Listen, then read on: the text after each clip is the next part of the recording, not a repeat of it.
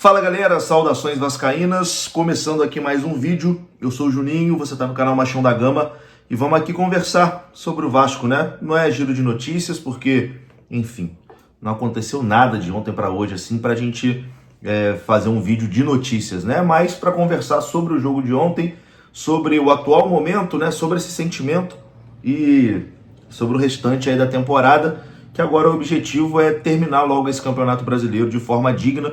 O Vasco terá aí 2 jogos em São Januário em sequência, na próxima quinta-feira contra o Cuiabá, na segunda-feira contra o Bahia. Se o Vasco vencer esses 2 jogos em casa, praticamente já, aliás, chega a 43 pontos e aí praticamente joga fora qualquer possibilidade de brigar lá na parte de baixo e ainda encaminha uma vaga para a Copa Sul-Americana. Eu acho que o objetivo aí da temporada é realmente esse, é sacramentar um fim de ano tranquilo e uma vaga numa competição sul-americana. Acredito eu que Libertadores é muito improvável do Vasco conseguir uma vaga, a gente já viu a limitação desse time, e agora sem essa motivação de uma semifinal de Copa do Brasil, vai ser ainda mais complicado. Então eu acho que o objetivo é voltar para uma competição sul-americana no ano que vem, e tem tempo, né, que a gente não joga uma competição internacional, e vai ser importante em 2025 ter uma competição internacional para jogar. É sacramentar aí nessa reta final de Campeonato Brasileiro uma reta final tranquila e também uma vaga numa competição internacional. Bom, sobre ontem, cara, é um sentimento ainda de frustração, né? Um sentimento, uma tristeza. Acho que isso que resume o que eu tô sentindo agora, porque assim, racionalmente, eu, né, dentro da minha cabeça, assim, pensando racionalmente, eu sei que, cara, o nosso time chegou além do que poderia. A gente tem um elenco fraco, ainda mais desfalcado como estava, né? O Adson lesionado, o DVD lesionado, Paulinho, Jair, enfim, o time que já não era lá aquelas coisas e ainda perdeu peças importantes, chegou muito além do que poderia. Então, racionalmente, eu tenho na cabeça que o time fez o que dava, chegou além de onde dava, mas emocionalmente, é claro, tô bastante frustrado, tô triste. Hoje foi difícil para levantar da cama, pô, a vontade era ficar só deitado mesmo, quarto escuro, enfim. Toda vez que aparece, abro aqui a internet, né, Instagram, outras redes sociais, que eu vejo aquele vídeo do Verratti chorando, porra, me bate uma tristeza gigante, porque a gente merecia a classificação, né? De todos os times que estavam na semifinal de Copa do Brasil, o Vasco, a torcida do Vasco, era que de longe mais merecia jogar uma final, ser campeão. Mas, enfim, futebol não é só merecimento também, né? Tem que ter competência, tem que ter, tecnicamente, um time bom quando você chega numa fase assim, e isso o Vasco acabou não tendo. Eu não tenho nada assim aqui para reclamar dos jogadores, cara. O elenco a gente sabe ali das limitações, a gente sabe das limitações de cada jogador que tá ali. Então, assim, não tenho nada para reclamar do time. Fizeram até mais do que a gente esperava. Mas para você ser campeão, precisa de algo mais, né? E o Vasco perdeu ali na janela. E o Pedrinho tem que explicar, né? Acho que o Pedrinho tem que vir a público aí, dar uma satisfação para a torcida do Vasco, falar com o torcedor. O Pedrinho fez uma publicação agora há pouco nas redes sociais, lá no Instagram, fez um textinho que, sinceramente, eu não tive nem saco para ler.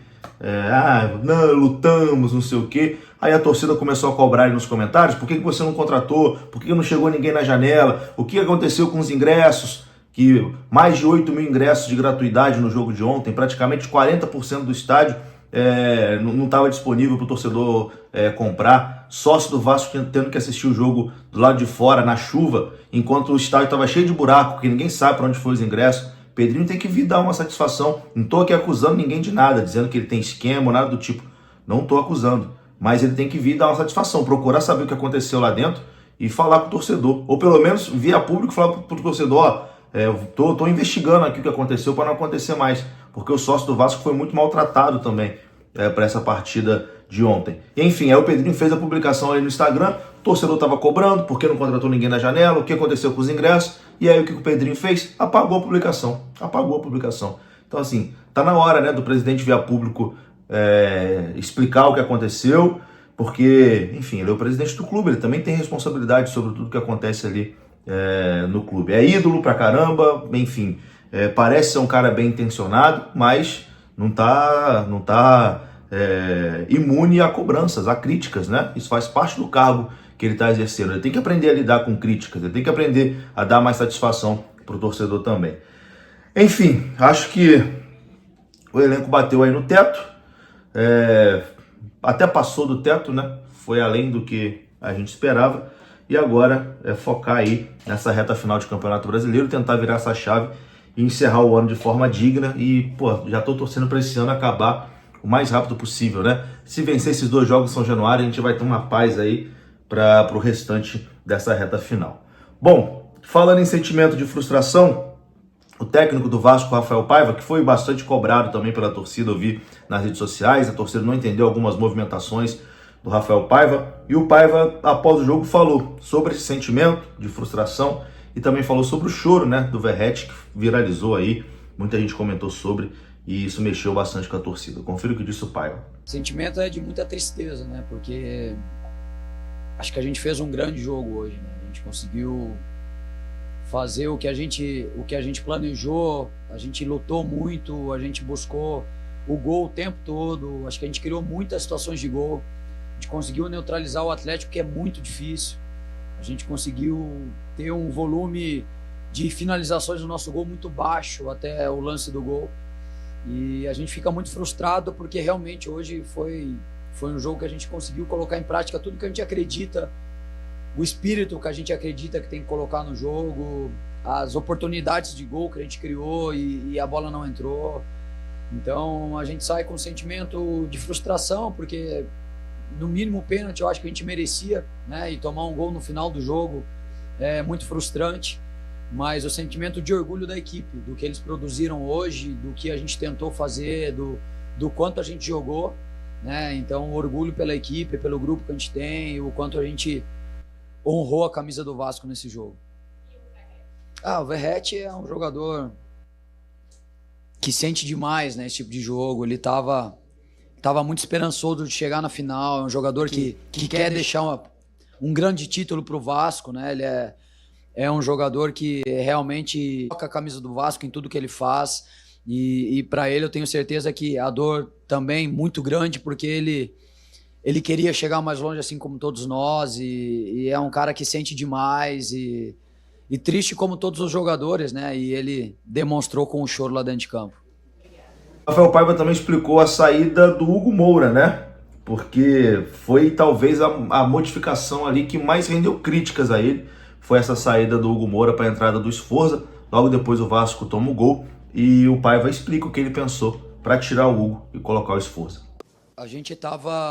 O Atlético começou a ganhar muito campo, né? Começou a ter um volume no nosso campo e a gente sabia que a gente não ia sustentar a intensidade que a gente colocou no primeiro tempo, né? A gente se desgastou demais no primeiro tempo, com muitos encaixes individuais para a gente conseguir neutralizar o time do Atlético, que é a equipe com a melhor posse de bola do Campeonato Brasileiro. Então a gente tem que correr muito para tentar tirar a bola deles, para tentar fazer um jogo mais vertical.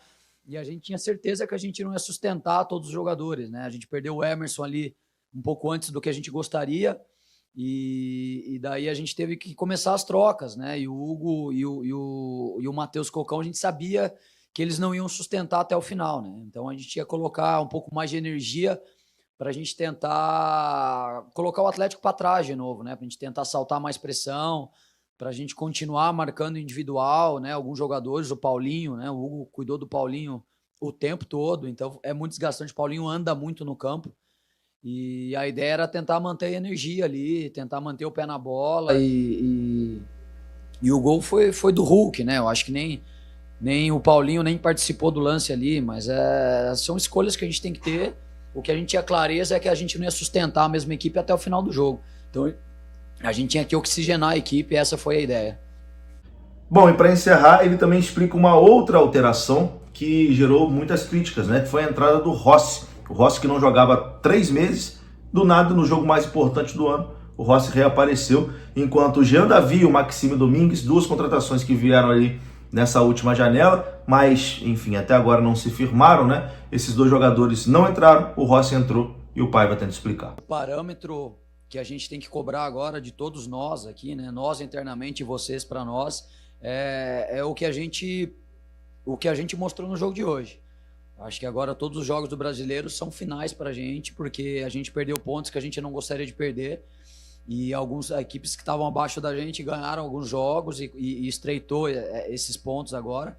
Então a gente precisa tratar todo o jogo como a gente tratou o jogo do Atlético aqui, como uma final, transpirar muito, correr muito, lutar muito, buscar o gol o tempo todo. Então esse jogo é uma referência do que a gente tem que fazer nos próximos jogos do campeonato. Todo jogo como se fosse o último jogo, né? A respeito das trocas, o Ryan é um jogador que a gente queria, porque o Ryan pode jogar tanto dos dois lados quanto o jogador por dentro, né? A gente sabia que em algum momento a gente ia ter que fazer mais trocas e daí ter um jogador que tem essa possibilidade e ajuda demais, né? E é um jogador potente, a gente sabia que o Atlético ia vir, a gente ia ter transição, então a gente precisava pensar num jogador de transição, um jogador mais alto para a bola parada, né? Então o Ryan nos dá isso. E o Rossi é o jogador que, de lado de campo, que melhor cruza, né? A gente sabia que agora a gente precisava colocar a bola para dentro da área, né? O Rossi era um jogador que estava mais fresco no sentido de estar mais tempo sem jogar, então a intensidade a gente sabia que ia ser absurdamente alta. E colocando Max ou Menezes eram jogadores mais de centro, jogador mais de posse, mas a gente já estava com o Coutinho e com o Payet. Então a gente precisava de jogadores que chegassem pelo lado e com a perna boa cruzasse. Então a gente tinha Rossi, a gente tinha Ryan, tinha Leandrinho, continuamos com o Puma. Então a ideia foi essa, né? Ter o meio com o Coutinho e com o Payet e a gente conseguir chegar para o lado e terminar jogadas na área, porque a gente sabia que o Atlético ia baixar o bloco, ia ter muito jogador pelo centro, a gente ia ter que chegar mais pelo lado. Então foi em cima disso as escolhas. Tá aí, né? As explicações do nosso treinador, que também já está começando a ser pressionado aí pela torcida. A gente não sabe se para o ano que vem, né, para 2025, a gente continua com ele, ou se o Vasco vai buscar outro. Enfim, vamos lá, vamos tentar terminar essa temporada aí de forma digna, tá bom? Um abraço aí para todo mundo, saudações, bom final de domingo, se é que tem como. Até a próxima, valeu!